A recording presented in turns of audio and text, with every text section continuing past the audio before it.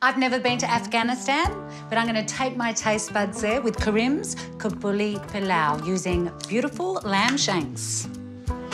I've really been looking forward to making this dish. So Karim starts by just lightly browning off his shanks. So we've sealed in all those beautiful flavours now and we put them till they're nice and brown. We'll just take these aside for a moment. So I'm just going to reduce the heat to nice and low. And I'm just going to add a little bit more olive oil in there. 2 small onions here, in they go into the pot. We're going to gently fry them for a minute or two and then we're going to add some gorgeous spices. Now we're going to add some garlic. Just give that another little stir. And now to add all those beautiful aromatic Middle Eastern spices, starting with cinnamon, that goes in. And then I've got these lovely smoky black cardamom pods, absolutely delicious, and they'll impart this beautiful smoky flavour into the dish.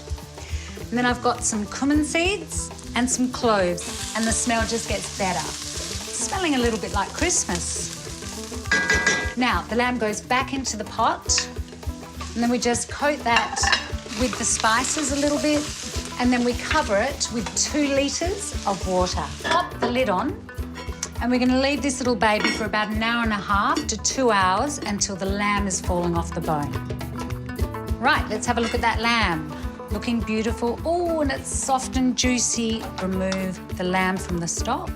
Beautiful. Right, now we're just going to pop these aside to cool down for a moment.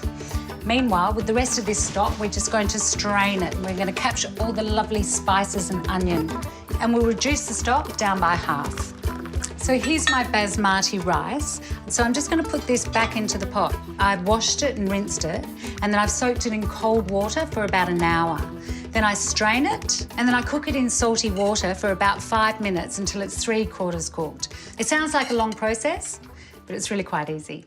Right, look at that gorgeous rice, worth all the trouble. Now what we do is we put 1/3 cup of brown sugar straight into a hot pan. This is what we want. We're getting that lovely, smoky, caramelised flavour into our stock. So now we add some ground cumin and the stock. Here we go. Stand back, folks.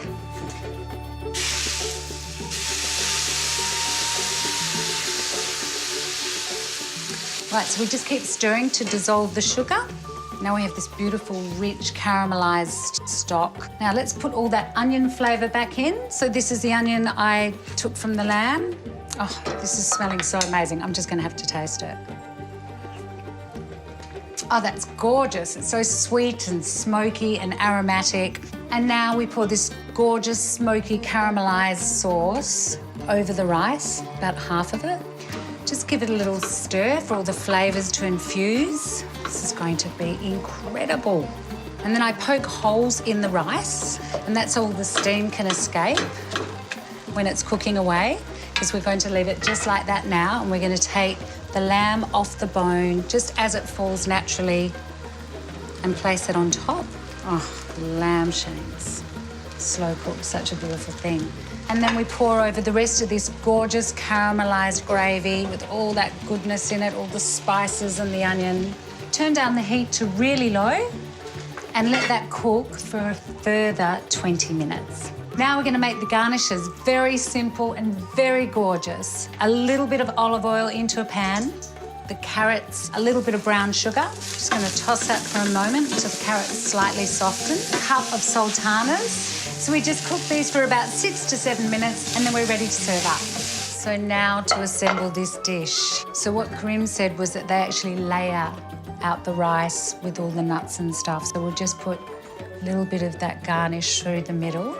It's got all that lovely lamb. We can put a few little bits of lamb in the middle.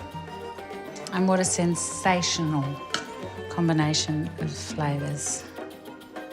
Last bit of lamb on top, and then we finish with all the beautiful garnishes once again. Sprinkle with the remaining nuts and just a little lift of parsley. Well, that was a bit of an effort, but what an amazing dish. I can't wait to see what the family thinks.